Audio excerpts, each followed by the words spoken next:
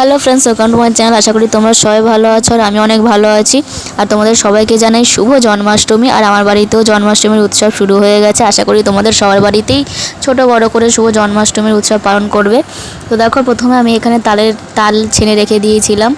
আর মা এখানে দেখো ফটাফট তেল গরম হতে না হতেই তালের বড়া ভাজতে শুরু করে দিয়েছে। তার আগে আমি চাল ডাল সব কিছু ধুয়ে রেখেছিলাম খিচুড়ি ভোগ রান্নার জন্য। মা দেখো সেটাও রেডি করে রেখে দিয়েছে। তারপরে মা বললো, ঠিক আছে তুই তাহলে ততক্ষণে আমি যতক্ষণ ভোগ রান্না করছি তুই তাহলে ঠাকুরের ফল টলগুলো কেটে রাখ। তো আমিও চটাপট ফলগুলো কেটে রাখলাম। তারপরে সব কিছু সাজিয়ে গুছিয়ে আমিও রেডি করে রাখলাম। আর আমি তো তার আগেই একটা কথা বলে দিই, আমি তার আগে সব কিছু রেডি করার আগে আমি নিজেও শুদ্ধ হয়েছি, স্নান টান করে সব কিছু নতুন ধোয়া কাচা পরে তারপরে আমি ঠাকুরের ভোগ রান্নার সব কিছু জোগাড় শুরু করেছি। দেখো এখানে গোপাল ভাইয়ের খাটটা খুব সুন্দর করে সাজিয়েছি নিজের মতো, একদমই নিজের মতো। কোনো যদি ভুল ত্রুটি হয় সেটা তোমরা কমেন্ট করে আমাকে জানিও। আশা করি সেটা তোমরা করবে না, কারণ তোমাদের অনেক ভালোবাসা এবং তোমাদের অনেক সাপোর্ট পেয়েছি। আর এইভাবেই আমার পাশে থেকো। তো যাই হোক, বাড়তি কথা বলবো না। দেখো আমি আমার গপু ভাইকে কত সুন্দর করে সাজিয়েছি। আমি আমার মন মতো সাজিয়েছি। আগেরবার এত সুন্দর করে সাজাতে পারিনি, কারণ আগেরবার এত তোড়জোড় করাও হয়নি। এবার খুব সুন্দর করে খুব ভালো করে মাকে বলেছি গোপাল ভাইয়ের পুজো করো। যাই হোক, এখানে মিষ্টি থালার মধ্যে দই সব কিছু সাজিয়ে রেখেছি একটা প্লেটে। আর একটা গামলার মধ্যে দেখো নাড়ু সাজিয়ে রেখেছি। গোপাল ভাই যা যা খাবার পছন্দ করে সব খাবার এখানে সাজানো রয়েছে। থালায় ভোগ, 5 রকম ভাজা তরকারি সব কিছু সাজানো রয়েছে। গ্লাসে জল রয়েছে। আর একটা থালায় রয়েছে ধান, দুর্ব, তুলসী পাতা, আতপ চাল ভেজানো ছিল, সেটাও থালার মধ্যে সাজিয়ে রেখেছি। আর একটা থালায় রয়েছে ফল কেটে রেখেছি, সেইগুলো একটা থালায় রয়েছে। গোপাল ভাইকে আমি আলাদা করে দেখো, গোপাল ভাইকে চিপস, ক্যাডবেরি, লজেন্স মানে যেটা ললিপপ আমরা ছোটোবেলায় খেতাম সেটাও গোপাল ভাইকে দিয়েছি। মানে এটা লাস্টে আনিয়ে নিয়েছিলাম ভাইকে দিয়ে।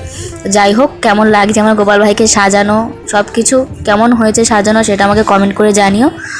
আর তোমরাও কারা কারা জন্মাষ্টমীর পুজো করছো বাড়িতে সেটাও আমাকে কমেন্ট করে জানিও। কারা কারা পুজো করছো, কারা কারা নাড়ু খেতে ভালোবাসো সেটাও আমাকে জানাবে। তালের বড়া, সরি নাড়ু নয়, নাড়ু তো লক্ষ্মী পুজোয় করা হয়।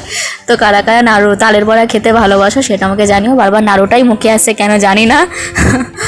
সেটা তো আসবেই, কারণ সামনে দুর্গাপুজো চলে আসছে। দুর্গাপুজোর পরেই না তো লক্ষ্মী পুজো, খুব তাড়াতাড়ি একদম খুব কাছাকাছি পুজো চলে এসছে। এবার দেখো আমি আমার মন মতো, মা বললো যে মা পুজো দেওয়ার পরেই আমি পুজো দিলাম, পুজো দেওয়া শুরু করলাম।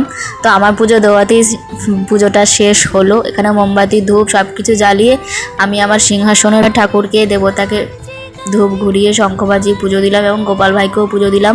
এখানে দেখো পঞ্চপ্রদীপে আগুনটা জ্বলছে, কারণ পুজো দেওয়ার পরেই লাস্টে আমি ভালো করে মন মতো পুজো দেওয়ার পরেই পঞ্চপ্রদীপটা এখনও জ্বলছিল। আর জ্বলার পরেই আমি আবার কী করলাম, পঞ্চপ্রদীপটা নিয়ে আশেপাশে সবাই মানে বাড়িতে যারা যারা এসেছিলো পুজোতে সবাইকে বললাম ঠিক আছে পঞ্চপ্রদীপে আগুন ছোঁয়ানো। তো পাশের বাড়িরও সবাইকে দিলাম, আগুন ছোঁয়া নিল। তো আমি আমার মন মতো করেই পুজোটা খুব ভালোভাবে দিয়েছি। আগেরবার সেরকমভাবে কিছু পরিস্থিতির কারণে, বাড়ির পরিস্থিতির কারণেই হয়তো আমি পুজোটা ভালোভাবে দিতে পারিনি আগেরবার, কিন্তু এবারে আমি মন মতো দিতে পেরেছি। একদম খুব নিষ্ঠা এবং ভক্তি ভরে গোপাল পুজো দিতে হয়, সেটা তোমরা সবাই জানো।